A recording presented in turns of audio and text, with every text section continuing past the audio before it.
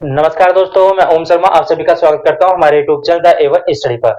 तो जैसे कि आप लोगों को पता है, आप पीछे थंबनेल में भी देख सकते हो कि सूर्या डीआरडीओ के द्वारा और अडानी ग्रुप की जो कंपनी है अल्फा डिफेंस के माध्यम से एक ऐसा डिफेंस सिस्टम बनाया गया है जिसको आप कह सकते हो कि चाइना उसको देखकर पूरी तरह से डर चुका है। आपको भी ये पता होगी कि भारत का ये जो दबदबा है अब रिसेंटली धीरे धीरे निकलकर सामने आ रहा है। जब से पाकिस्तान के अंदर ऑपरेशन सिंदूर चलाया गया है, भारत के हथियारों की ओर लग चुकी है पूरी तरह से। ना केवल छोटे छोटे कंट्रीज बल्कि जो अच्छी टेक्नोलॉजी युक्त कंट्री है वो भी भारत के हथियारों को खरीदने के लिए इस समय आतुर है। आपने भी रिसेंटली देखा होगा इजराइल ने भारत को ऑर्डर दिया है लगभग 1400 करोड़ का, ताकि वो भारतीय हथियारों को यूज कर सके और वो अपने ऑपरेशन में उनका इस्तेमाल कर सके।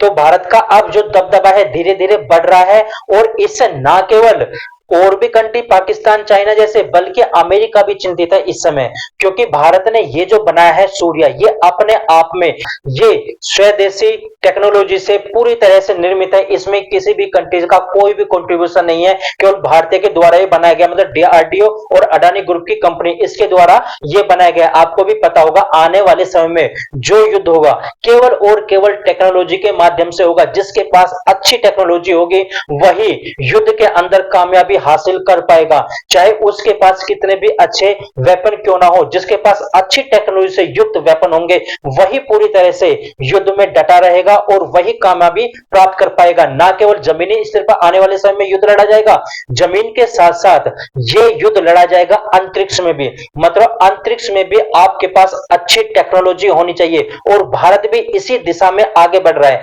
अब आपको यह पता होगा ये आखिरकार सूर्या है क्या। यदि सूर्या से संबंधित हम बात भी करेंगे, आपको यह भी जानना चाहिए जब दुश्मन देश प्लान बनाता है कि भारत के खिलाफ पाकिस्तान को 5th जनरेशन फाइटर जेट दे दिए जाए, मतलब पाकिस्तान को चाइना अपने 5th जनरेशन फाइटर जेट देने के लिए सोच रहा था और वो भी 50% डिस्काउंट के साथ। अभी कह नहीं सकते वो कैसा डिस्काउंट होगा, आपने भी देखा होगा कि पाकिस्तान से पैसे ऐंठने के चक्कर में चाइना क्या काम करता है, वो छतरी तक उसको बेच देता है। और आपने भी रिसेंटली देखा होगा ये जो ऑपरेशन सिंदूर चलाया गया था उसके यानी चाइना के हथियार पूरी तरह से फेल हो गए। चाइना के भी फेल हुए, तुर्की के फेल हुए और इनके जो पूरी तरह से आप कह सकते हो शेयर है, वेपन शेयर, मतलब शेयर मार्केट के अंदर इनके प्राइस काफी ज्यादा निचले स्तर तक भी पहुंच चुके थे। लेकिन भारतीय हथियारों की होड़ पूरी तरह से लगी हुई है। ना केवल श्रीलंका, ना केवल फिलीपींस बल्कि इजराइल ने भी भारतीय हथियारों को मांग लिया है। चीनी अभी यही सोच रहा था कि पाकिस्तान को 5th जनरेशन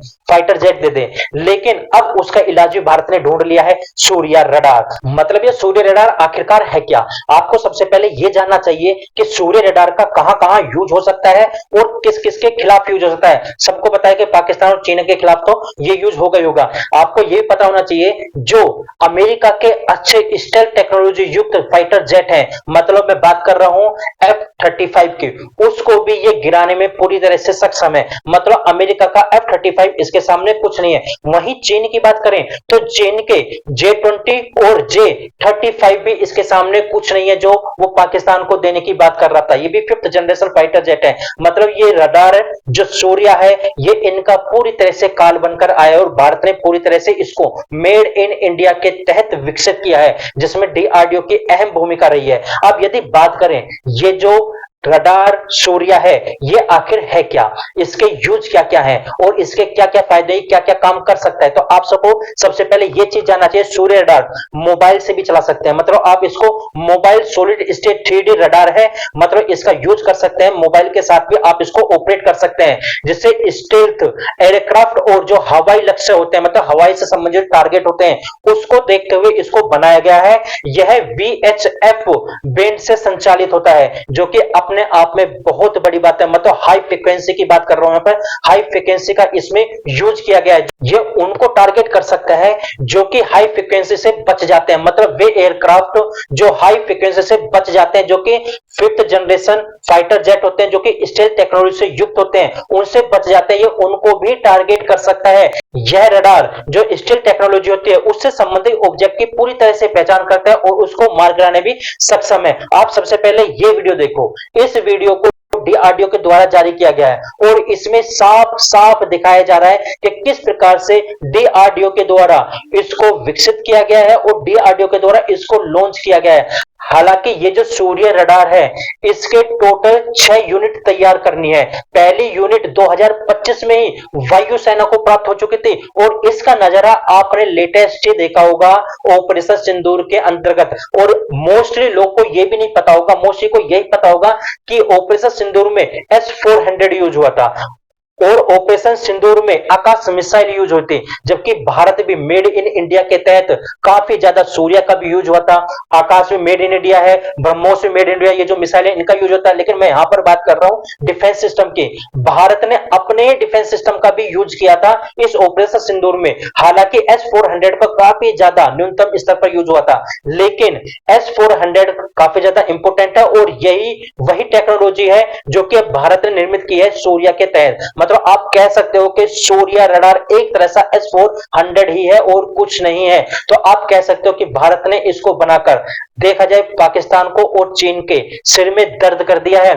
और यदि इसकी रेंज की बात करें तो 360 किलोमीटर तक की रेंज प्राप्त कर सकता है। तो मतलब आप कह सकते हो कि भारत के पास में इस समय मेड इन इंडिया के तहत काफी ज्यादा, तो यहां पर आप कह सकते हो कि आने वाले समय में भारत का मार्केट काफी ज्यादा गर्म होने वाला है। भारत के शेयर प्राइस वो भी शेयर मार्केट के अंदर वेपन के क्षेत्र में काफी तेजी के साथ ऊपर जाने वाले हैं। मैं यहां पर फिर बता देता हूं आप लोगों को, जिस देश के पास अच्छी टेक्नोलॉजी होगी वेपन के क्षेत्र में, वही देश आने वाले समय में सरवाइव कर पाएगा, क्योंकि आने वाला समय काफी ज्यादा क्रिटिकल है और जो युद्ध अंतरिक्ष के क्षेत्र में लड़ा जाएगा वो आने वाले समय में अहम भूमिका निभाएगा युद्ध के क्षेत्र में। तो फिलहाल हमारे पास ये अपडेट थी कि आप लोग कैसे लगे जरूर बताना, लाइक सब्सक्राइब करना बिल्कुल मत भूलना।